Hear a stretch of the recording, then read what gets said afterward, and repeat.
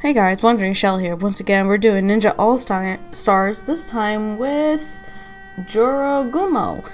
She's probably a very well-known yokai who is half spider, half woman. And you've probably seen her in a lot of different animes and shows and stuff. And now she's in a figure. Yay. Ninja All-Stars does a lot of different yokais and mythologies and ninjas and all that fun stuff. And she's actually the biggest character that I've painted in this grouping. So she took a long time. In reality, it took me an hour and a half to paint her. But for you guys, I cut this down to 10 minutes, so aren't you lucky? I started out with necromancer cloak for her spider body. You can do matte black, but then it's very hard to do the tones with matte black. You have to kind of just do highlights instead. At least with the necromancer cloak, it has like an off gray color, so you can do those tones and you can see all the little details and things like that. And from there, you can do highlights with necromancer cloak again, and even higher with uniform gray. So those are options you can do to make it lighter and lighter for those highlights. So instead of doing matte black where you really can't see all that detailing, and she does have a lot of detailing, it's nice to have it where it's a little off colored. And even her hair, it's going to be like her human hair, it's going to be black, so I didn't want to have black on black, especially if it's just going to blend in at that point. So I chose the next one down, which would be necromancer cloak.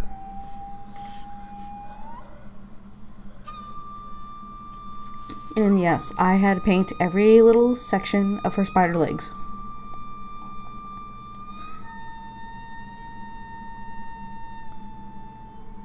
And she does have 8 legs.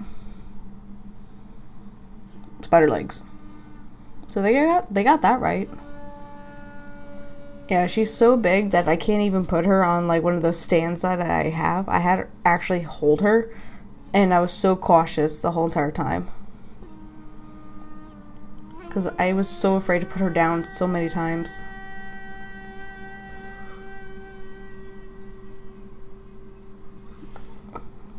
Yeah, again, this is a very big body of trying to get every little nook and cranny too, because I couldn't remove her hair to get underneath it. So it's literally a tiny brush hoping for the best. Then I did her kimono, which is a purple color. You can do a dark purple, but once I do my dark tone, it's going to be even darker. So I kind of left it at a brighter color because the dark tone will darken it a little bit.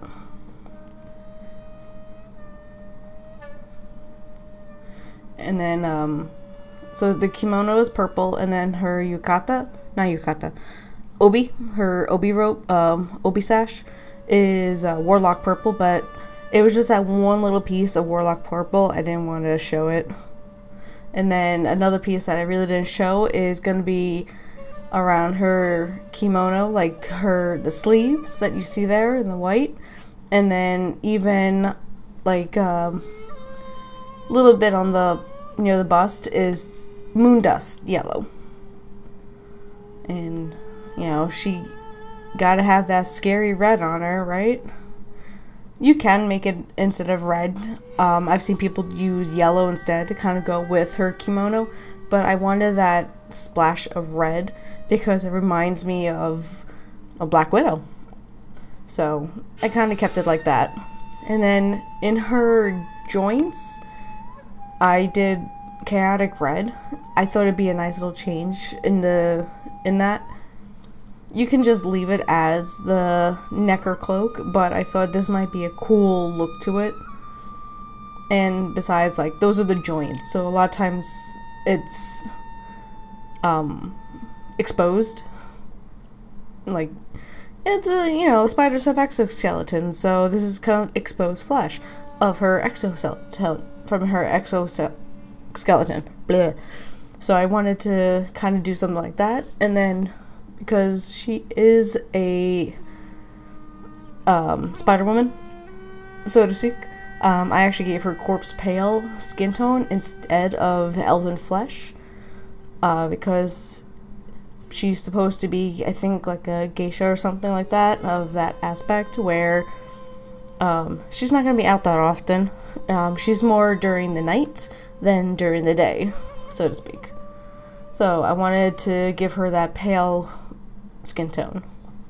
And then this is where I did her hair in the matte black, and that's what I mean, that if I did her spider body in black also, it'll just blend in too much. So this is a nice difference on it. And of course you can always kind of switch it back, switch it, but I wanted to keep her hair black because a lot of times with the spider ladies, their hair is black, while the spider is that dark gray, almost black. So I kind of want to keep in that same aspect. Whew. A lot of painting. I actually had to get a bigger brush for this part too. She is the biggest character of this group that I've painted, and I was so happy to have something different. And this is where I did a little trick on here, where I did a little bit more further in the spider webbing right there, where you can kind of see where it's force perspective. And I wanted to do something like that with that force perspective, and I thought it'd be really cool to do it.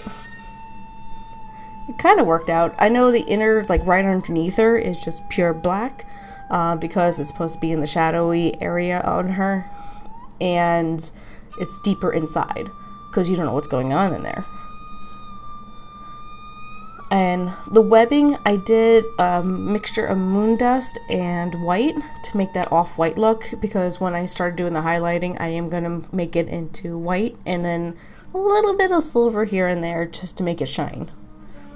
Because spiderweb's supposed to be very silky looking, especially her types are very silky. So I wanted to give her that. And then her highlights on her face, I actually did with matte white. And then this is for her highlight for her hair. I've been doing deep blue for a lot of the black hair characters. Maybe I might change it to gray and see how that would look. Maybe. I'll have to think about it. And then did a little extra detailing to kind of combine what her upper torso looks like. I put that moon dust yellow back where the spider legs are, to kind of make it more tarantula, I guess. She seems more tarantula with the furry legs, and I wanted to kind of do something of like that, and to combine her upper human torso with her bottom spider legs. And yes, I painted it all by hand on that little brush look. Honestly, just keep your brush vertical and you kind of have that fur look to it. And then me going over with pure white and all the little spider spots, spider webs.